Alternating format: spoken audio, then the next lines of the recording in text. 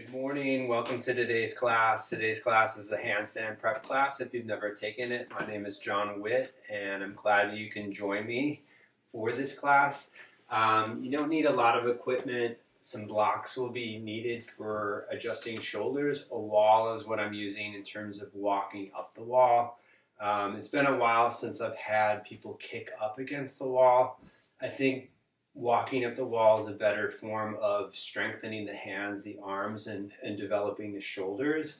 So let's say you can't walk up the wall fully. What you could do is you could go up some of the way and then come down and rest. But I think I'm shortening this class to 45 minutes because I believe that with someone that's learning a handstand, a little bit is probably a more effective way, to be honest. So when I'm introducing a handstand to someone, more in terms of structuring a program, it's not really that long. It's short and it's very specific in getting someone to get up. But there's also structured times and rest.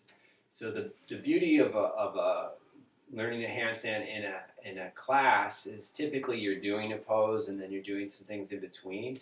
But I'm directing more my focus in getting you to get the handstand, and my focus is to achieve a 10-second handstand in the middle of the room, and then you can keep adding on to that. And I think once you get to 30 seconds, you know that's a good hold. But I think a really good goal to have is to get it to a minute, and because it's fall, soon to be approaching winter, it's a great time because you're most likely going to be inside, obviously, depending on where you're living. So you could kind of structure it where you're going to do it morning, afternoon, and evening. So I think that's a better way of doing it for a beginner. So I hope these classes are helping you. If you'd like to support the channel, you can make donations or learn about donations on my website. My website is jonwittyoga.com. If you like these classes and you can't make them sometimes, I do have a YouTube channel. So you could go to YouTube and subscribe, and then you would be notified when these classes are online or when they're posted. But then you could, go back, and I would make notes, take notes of what classes really help you. And then you could have them as somewhat of a structure in your week. Again, if you can't take my weekly classes. So we're going to start it in all four positions. You'll come onto your hands and your knees. So once the hands are just underneath your shoulders, I'm just going to be moving my weight around. So as I'm moving my weight around, trying to keep the weight in the front of my hand. And by moving the weight, what I would look for is how much pressure I actually need in the hands. So if you have an existing yoga practice, sometimes people don't necessarily have in understanding that the weight is imbalanced. So what you want to do is learn which hand you favor, and this is really, really common.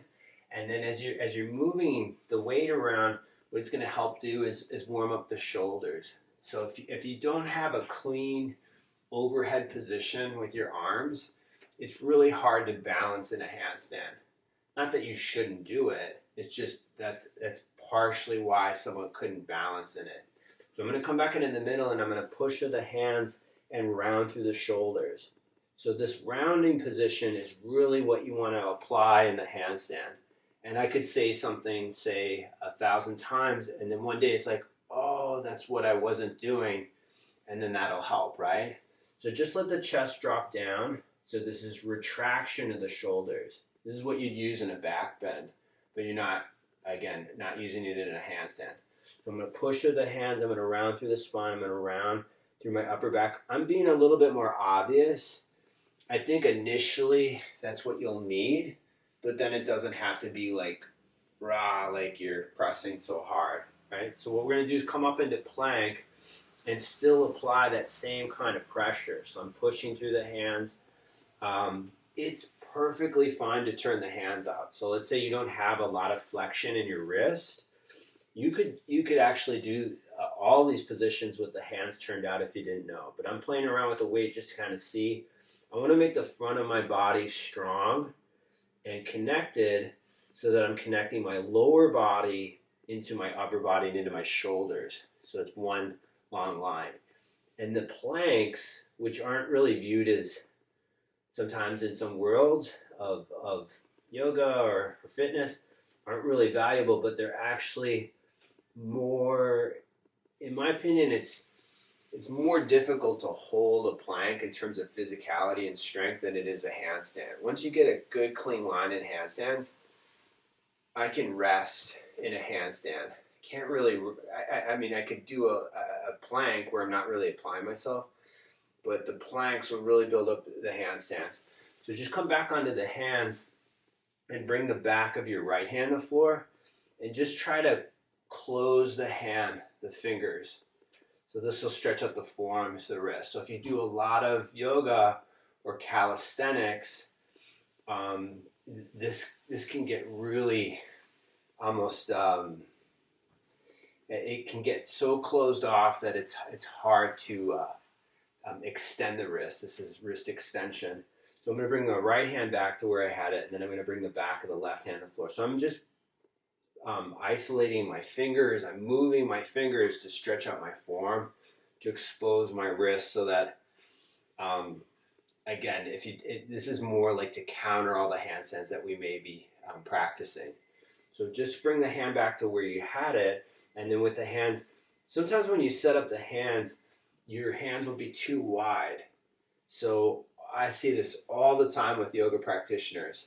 So have the hands a little bit more narrow, and have the index fingers point forward, and rotate the shoulders out and lift back up into plank. So press through the hands, make the front of your body smaller and shorter, and then we're going to go up into a down dog. And then in a down dog, just paddle the legs out. So if you have challenges in forward bending, that can make handstanding more difficult. So push strong through the hands, pull back through the hips, and then as you're pulling back through the hips, what we're going to do is bend the knees a bit, but keep the ribs in. So it's not bad if you're sticking your butt out and you're kind of in that hollow type of, into like more extension. But you want to make the front of your body smaller, and we're going to walk the hands back towards the feet. So you're walking back into a forward fold. And this is what it's going to be like to walk up against the wall, right? But I'm going to walk the hands forward, and then as I'm walking the hands forward, I'm back into plank. I'm pushing down through the hands, and I'm really making, again, the pelvis more of my focus. Shoulders and pelvis, two really key points in achieving a better line in handstand. And then lower the knees and sit back onto the feet if you can. So sit back, stretch out the toes. So like usually in this particular class, I do a little bit more of hip opening, like more active hip opening. So to achieve a squat, this is a good thing to work on.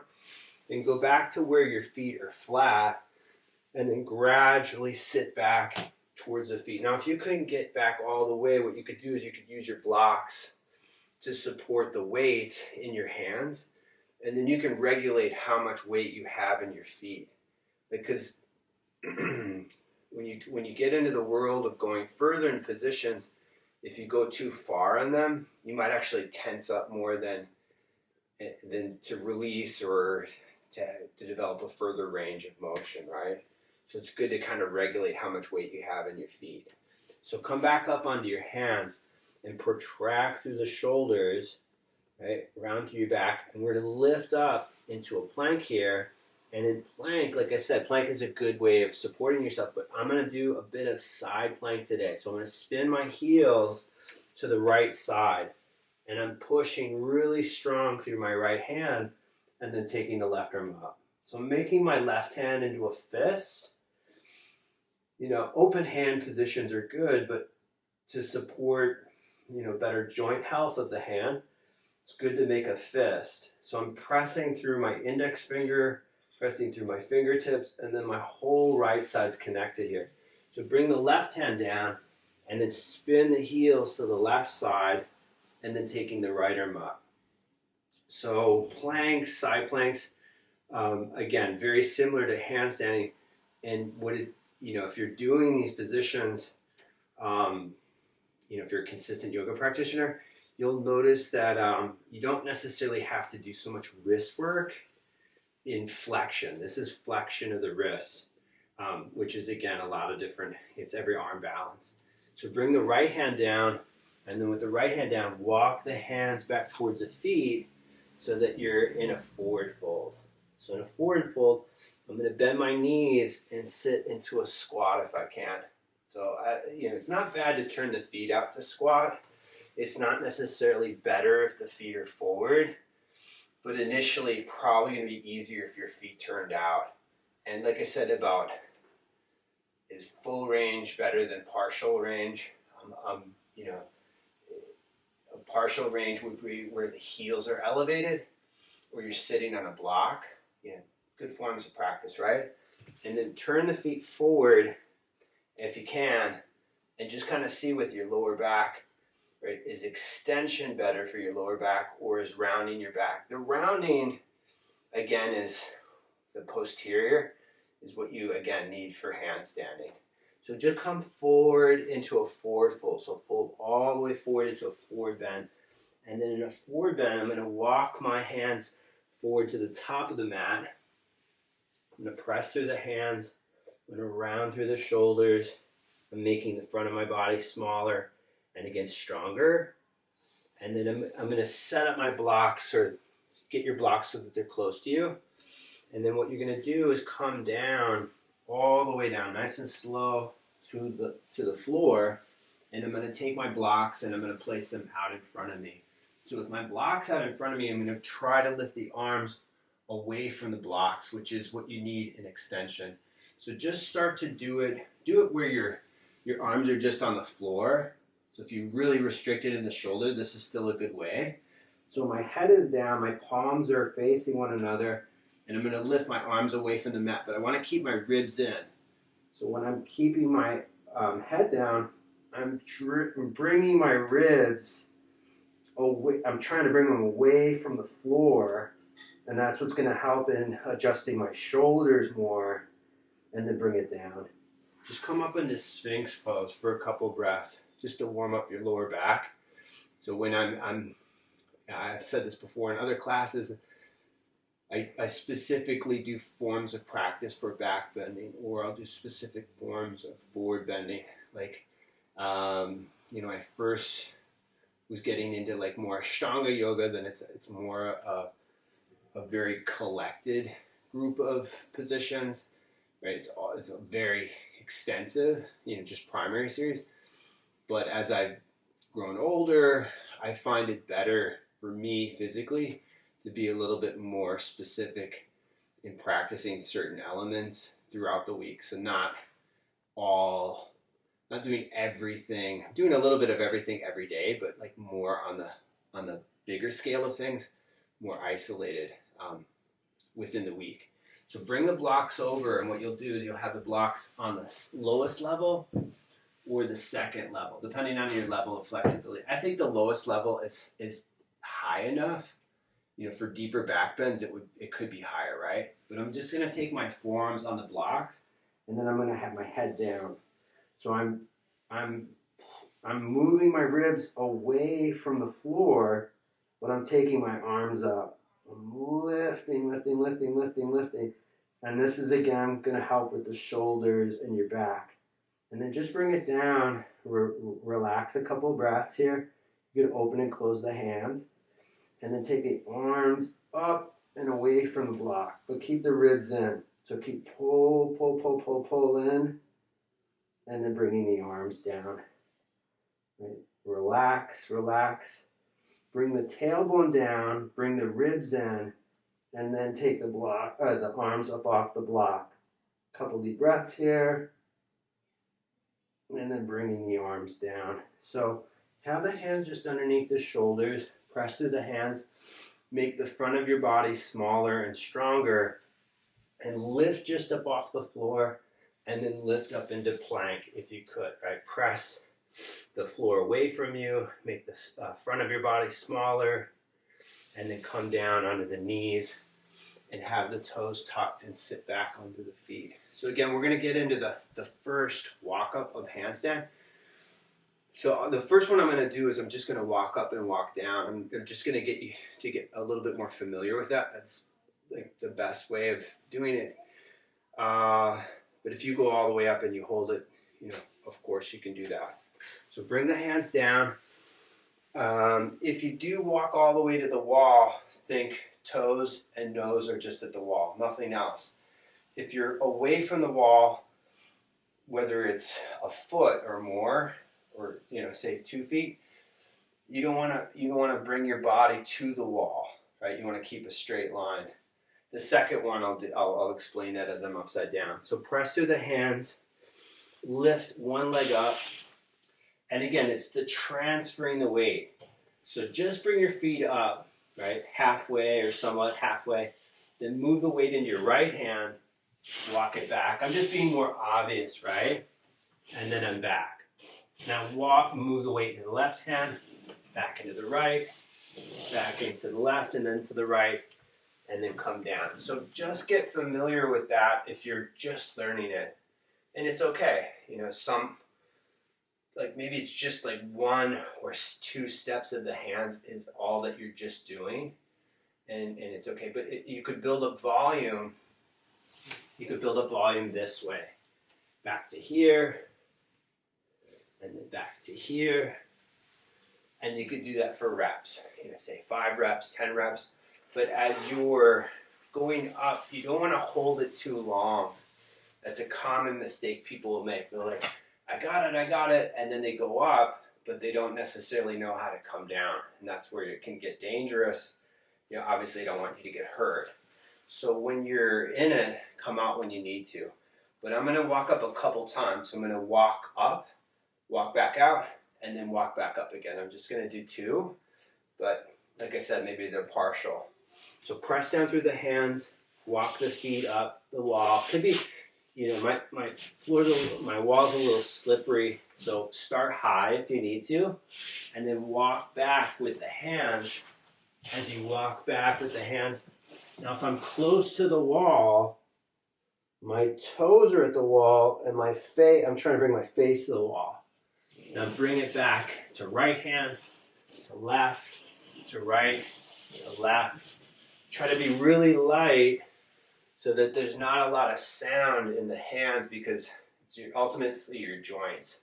Like you wouldn't want to run really hard if you had some extra weight to you. So the same thing is you don't want to bring extra weight into the wrists because it's really unneeded, right? So maybe you're done with that. So if I'm done, I'm just going to go back to squatting, and you could twist or you could forward bend. And like I said, when you're doing this at home, do 1, but take like 60 seconds to 3 minutes and break, right? Because often people just do too much and then they just get wasted and then they can't really do anymore, and then it creates bad habits. You don't want to create a bad habit, because it's just going to make it more and more difficult to achieve, your handstand. So we're going to do it one more time. So walk the feet back up, walk the hands back towards the wall.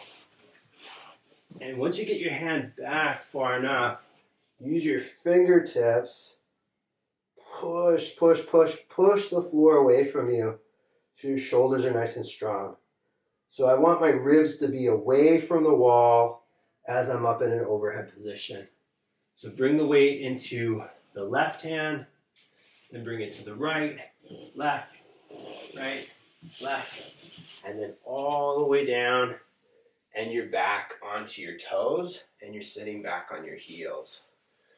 So just have the hands in an open position, but just open and close the hands, just so that your wrists don't hurt from, what we had just done. And then I'm going to come back onto my hands and my knees, back up into plank. So the good thing about doing handstands after you do planks, side planks, these poses get really quite easy, or easier, I should say, right? So push through the hands, be up in plank, hold the line, and think that you're in your handstand. Like feel the connection of the hands. A lot of it is based on that. And then what you're going to do is walk your feet forward to the middle of your mat, and you're in a forward fold. So just hang forward into a forward fold. And then slowly roll yourself up into a standing position. And then as you're up, have your hands on your hips and stick your butt out. Really common For women, really common for weakness in the abdomen. So this is, as it gets weaker, it's kind of sticks out more, but you want the pelvis to be underneath you. Like you want your glutes to be engaged when you're up in your handstand, and that'll really save your lower back. So say you're concerned with your lower back in handstands or headstands, you want your glutes to be supporting you. Then stick it out again, and then bring it back underneath you. So it's back underneath. So I'm going to be in a standing position. I'm going to move my legs. It's a bit of balance work, but it's really to get your thighs to move in space. So I'm going to mix in some Cossack stretches, which are really good for hip opening. But again, I'm using it more as kind of a resting position from being just only upper body dominant. So I'm going to be on my right foot, and then my left leg is lifted. You could use a wall, right? But I'm going to be making a figure eight with my left leg. So and I know this looks strange possibly, but the more you move your leg in space, and it doesn't have to be fast, doesn't have to be really strong, but it's basically what you need in moving through space. So with a Cossack stretch or side splits, you need external rotation. So when you take your knee out, this is what's happening. And if you lack it, then the knee has to do most of the position. That can be, problematic. So I'm just moving my left leg in space. It's developing the right side. And then you can bring the left foot down, then I'm going to take my right leg up, and I'm moving my right leg in space, and you'll see that it's easier to balance on one side. That's common. It's a right-handed world, so I find it way more difficult to move my left leg in space. It's getting easier, but if you want to become more coordinated, this is something that could help. And then eventually you could do different various drills to get the legs to move more freely in space, which will help with greater mobility of the hips. So bring your right foot down, take your feet out into a horse stance, and bend the knees. And then as you bend the knees, push the thighs apart. And as you push the thighs apart, don't sit as low as you can sit. This is a very common trait that people do, is they just sit as low as they can, and then it's literally years later and it's not really more developed. It's just, they could just sit really low. So if I was going to hold this for a few minutes, and that's a good practice to have, is don't sit again to a level that it's easy or that it's comfortable, but you want the pelvis to be underneath you just like your handstand. So your tailbone's down and the thighs are pushing out. And then you can bring yourself back up. So this is, again, for what I'm going to do now is I'm going to take my stance wider, and you can elevate the heels. I think it's really, really, really good and smart to elevate the heels if you don't have a lot of flexibility in your hips or your ankles. So I'm with my feet up wide, just going to be moving the weight around. And each time I'm moving the weight side to side, if you've never done this before, pick a side that's easier for you to sit into. So you don't have to sit just because I'm going to go to one side. You don't have to sit to that side. But I'm going to go over into my right foot. And as I go over into my right foot, I'm pressing my thighs apart, and I'm trying to keep my upper body upright. And then I'm going to go over into my left leg. And then as I go over into my left leg, I'm driving my legs apart.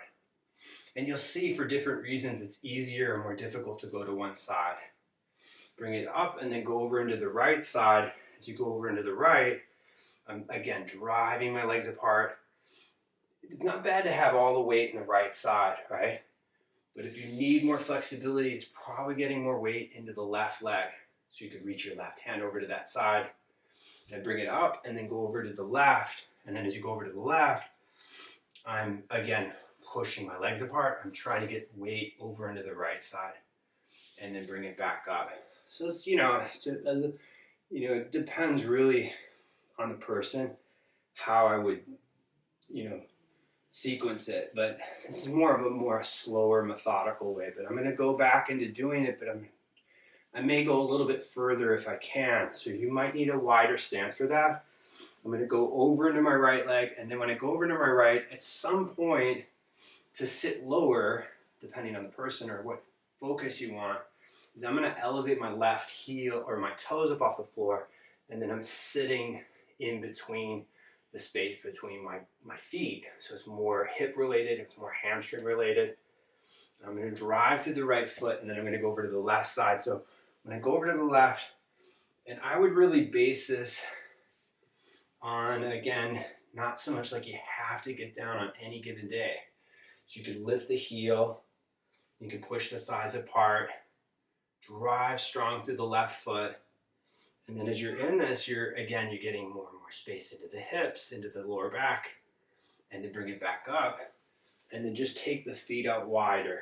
So your feet are wider, I'm lifting my thighs apart, and again, at some point you're like, this hurts, right? Just bring it in a little bit closer. Use a wall, use a chair, use a countertop. But, I don't always say this, but if you really want better posture or structure, it really comes from taking your positions to being bigger. Some positions like plow is very good, making your body smaller. So just take the feet in just a little bit closer. Take a couple deep breaths. One more time, I'm going to sit into it, okay? So as you sit into this, if you're wanting to develop more strength, don't sit so low, all right? So I'm going to go over into my right leg. As I go over into my right, I'm pushing, and then I could use my hands. But have a block underneath you if you need it. I'm going to sit just where I'm sitting down on the floor, but then I'm going to come back up. Don't get caught up in like, I'm really, really flexible, because that can be a world of pain. So I'm sitting into the position, but as I'm sitting down, I want to refine it so that I'm not just, again, the most flexible person on the world. Not that that's a bad goal to have, but I'm sitting, and then I'm going to drive up, and then I'm up. So to kick up, not that we're kicking up today, will really depend on how strong your legs are. So you can just step the feet back in or walk them in. Some people like to hop in. So you just back into standing. Now take the left leg up again and just see how it is to move the leg in space. Should be a little easier. Might be a little bit more difficult to balance, and that comes and goes, right? Just to kind of see that. And then take the right leg up, and then as you move your right leg in space, think of relaxing the musculature in the hips. So you could just move it around and never really get that sense. But as you move it around, you should feel ultimately that it is relaxed enough that it's developing. So there's a softer side and there's a grandiose kind of way, right? So these are the two kind of worlds that I use today. So come back down on your hands and your knees. Push the hands into the floor and round through the upper back. Just get really, really round here. Move the weight around a little bit. Lift up into plank. Reach back through the heels. Right, spin the heels to the right side and take the left arm up to the ceiling. So you're back into a side plank. So broad shoulders is the expression of plank, but really what I'm hoping that you're understanding is how to connect into your serratus.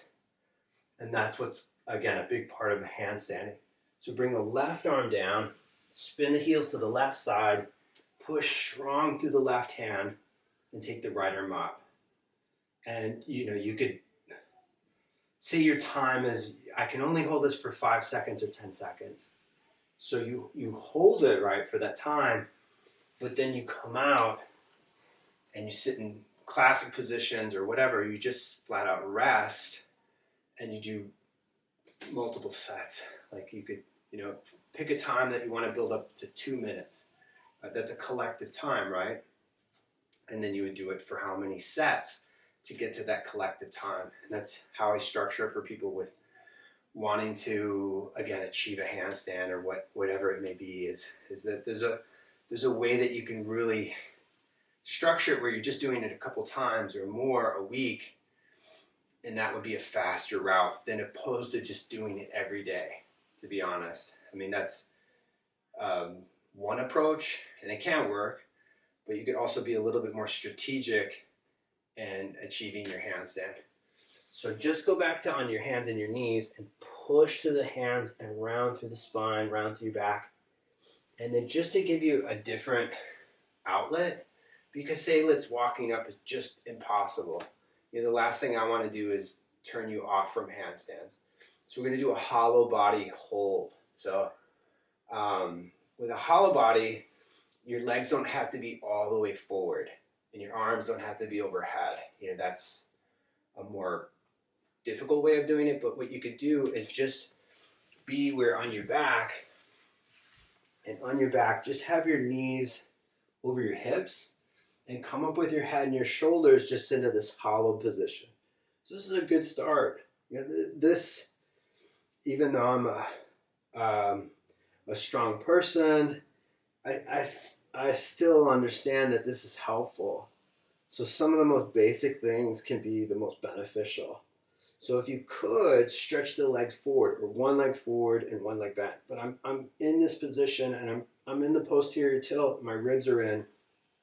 And then as I'm in this, I'm really trying to memorize physically how to hold my body in the straight line when you're in a free-handed handstand. So take a couple deep breaths here. You can open and close the hands.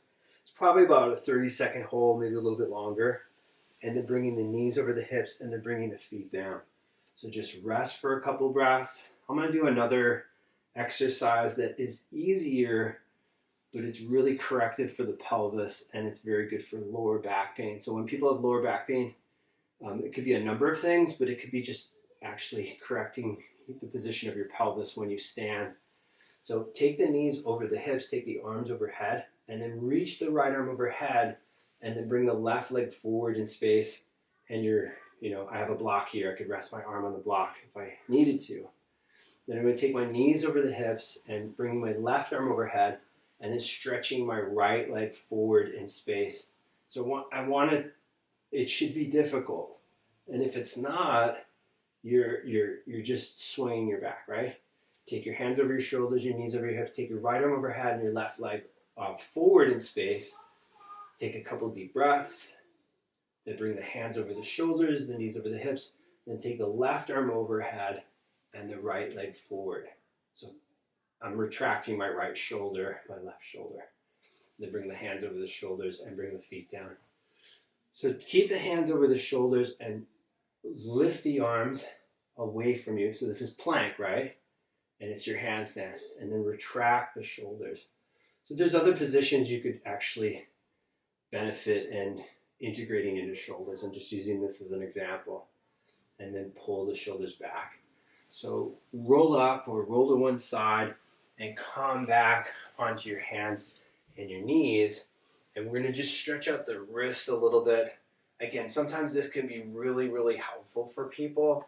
And it's something that you could do every other day. I like that type of approach because then you'll really see what's actually helping you.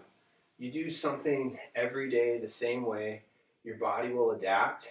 And because your body can adapt, it actually might not help you or it may actually hurt you. So I'm going to be on my fists. And then when I'm on my fists, I'm bringing the backs of my hands into the floor and then back up onto my knuckles.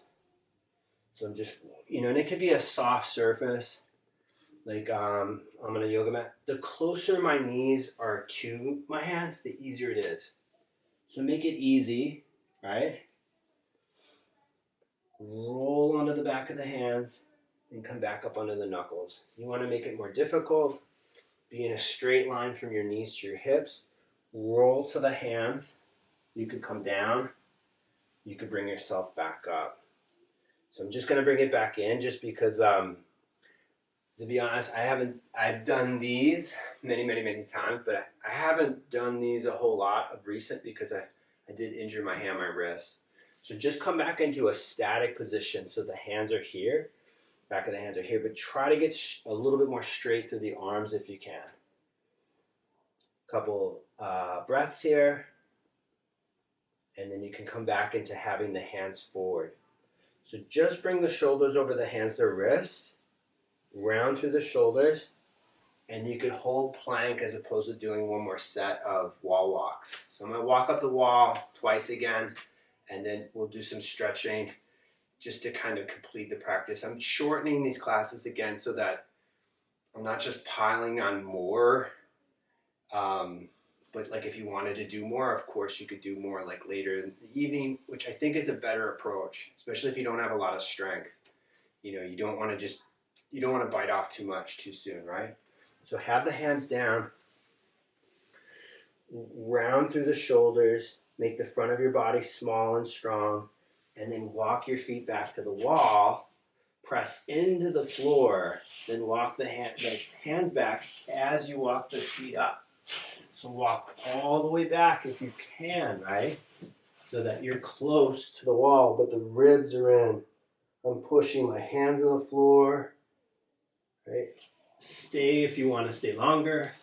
Walk the hands forward, right? And say like, you're like, whoa, that was the hardest thing ever. Right? Just squat or sit in Virasana, right? Don't go up again. But I'm going to go up one more time. And I'll hold it a little bit longer as I'm holding it, just so that you can get a little bit more conditioned in holding your handstands. So press through the fingertips, lift your left leg up or your right leg up, walk back to the wall.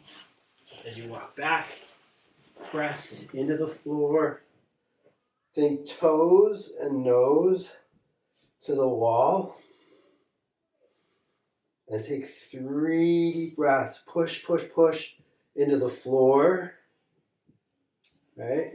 And then walk forward, right hand to left, left to right, left to right, and then you're back down into a squat if you can. So you can open and close the hands.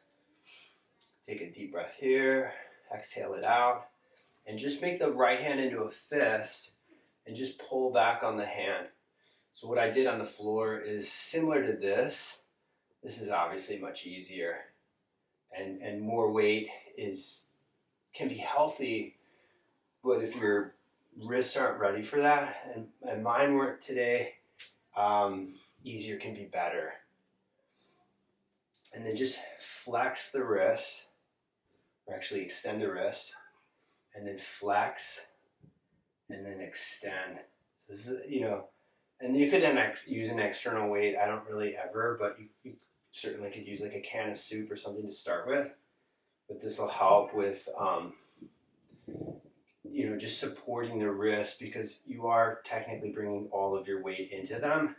So the wrist can be, not that it often gets hurt with handstands, but you're more likely to, I guess, feel pain in the wrist from handstand work rather than other joints, right? So come forward into a standing forward fold. I'm just going to move forward just so that everyone can see me better. But when I'm in a forward fold, I'm just going to be rocking my weight forward into the feet and into the heels. It doesn't look like a lot, but how you distribute your weight in your hands or how you distribute your weight in your feet, it really shows how you stand, how you sit, how you stand on your hands. So take the right hand underneath the right foot and just bring the toes up to the wrist. And bring more weight into the hand if you need it, or take some weight out. Understand that it doesn't have to be all or nothing. There's a lot of in between. So take the right hand out, then bring the left hand underneath the wrist. Get the weight in. And what you can do is just pull back with the left shoulder. So you're creating a little bit more space within the wrist. Right. Then take that hand out. We're going to go to the right side again. So toes up to the wrist. Move it, retract the right shoulder back. And then, I don't know if you can see this, but I'm rotating the eye of my elbow forward. And that's coming from my shoulder, not my elbow. So I'm trying to rotate from my shoulder as opposed to my elbow. And take the right hand out, then bring the left hand underneath. And, again, I'm just moving from my shoulder the ball, the shoulder's a ball, right, in the socket. I'm rotating that ball out externally to stretch out my back. And then you can take that left hand out and then come into a wide angle position with your legs. So your legs are out into a wide position. And with your legs out wide, just for a few breaths, push the legs down into the floor. So drive the legs down. Take a couple deep breaths. And then push the thighs apart. So again, you could, with handstands, just to give you some ideas, that you could do handstand, but then you could do a particular pose in between that could be for like 1 minute to 2 minutes. And then that could be, say, you doing it, say, 5 times as a number. But that's a good starting point, right? So I'm going to come over my left leg, but I'm not going to be using my arms. I'm using more of my pelvis. So trying to move my pelvis forward in space to get myself forward.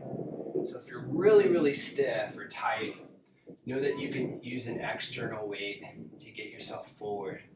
So in some systems of yoga, they use physical adjustments, which can be really helpful. But the first place to start is taking the arms wide. And there's a little bit of extra weight because of my arms, right? If I want to get more forward over my leg, I'm going to take my hands behind my head. And then I'm going to bring myself forward and I'm going to bring myself down. But I want to lift my leg into my upper body, right? And then to come up, I'm going to take my arms out wide to protect my back and bringing myself back up. So the same thing when I come forward over the leg. And again, I would never ever base my yoga on like, oh, I got flat last week and whatever, and it's really not that important. It's nice to achieve, right? But things will come and go. And if you're really stuck on them, like you're like, I gotta get this, that's usually when people start really, could form some really unhealthy habits in terms of practice. So bring yourself up, and like I said, if you need extra weight, take the hands behind the head, keep extending through the upper body, keep extending up through your back, and with some extra weight into the torso, it's a little bit easier to get lower, but I'm still trying to pick my right leg up into my upper body to stretch out my back. Okay? Take the arms out wide, bring yourself up, and then just bring your legs in just for a moment. Point through the toes. It's much easier on the hamstrings. And then take the legs out. And when you're out here, another thing that could help you in coming forward is putting a block in front of your pelvis. I know it looks weird, but you want to move your pelvis into the block. Once you move your pelvis forward, you want to move from your abdomen. Like anybody can get down and round their back. Not that that's such a bad thing, but you want to be moving forward from your pelvis, from your abdomen, and then as you're moving forward in space, it'll be better for your back. If you have no history of back pain, it's okay, right? Certainly okay to come forward with a rounded spine. But if you have a history of herniation, you definitely want to practice extending your back when you do your forward bends. So take a couple deep breaths. Bring yourself back up. And when you come back up, you can sit cross-legged. Take the left hand out to the left. Reach the right hand out to the right. Just the outside of the hips. If you do a lot of wide angle positions like side angle, half moon, if you're a martial artist, this whole area gets really tight from positions like that. Then bring yourself back up. Slide the right hand to the right side. Reach the left hand out to the left. It's the QL that you're isolating. It's always going to be tight to some degree, but shouldn't be restricting you. And then you can bring yourself back up. You can recross the legs, and you can sit nice and tall. Just kind of see how your body sits in space. So again, maybe you can only do a portion of the class. I think it's a good start, and then you can just keep building it up, and it could be cyclical, but wintertime can be very heavy emotionally. So handstands will help you feel lighter, happier. Like a good handstand practice, you feel strong, you feel a bit more secure. And it's good to do handstands, obviously, in the spring and the summer, but for different reasons. But it's good to have a good, strong physical practice in the wintertime. Like, I think it's actually more important than any time of the year, especially if you're living in dark, you know, more difficult, extreme weather conditions. You want a strong practice at least a few times a week. And that could be just, a number of things. So again, I hope this class helped you. Let me know how it goes. Give me questions. Send me videos. If you really want to get better at it, send me a video and I can give you, tips, and that'll make it easier and better for us to create a better practice, because it's very difficult to do on your own. But reach out to people to get help in any form of practice, because, like I said, it's very hard to do. I have classes over the weekend. Maybe I'll see you in the class. All my information is on my website, jonwittyoga.com. I appreciate all the donations. They help me support other people in practicing. So thank you for donating or sharing my information. It really greatly helps me. So have a great weekend. Namaste.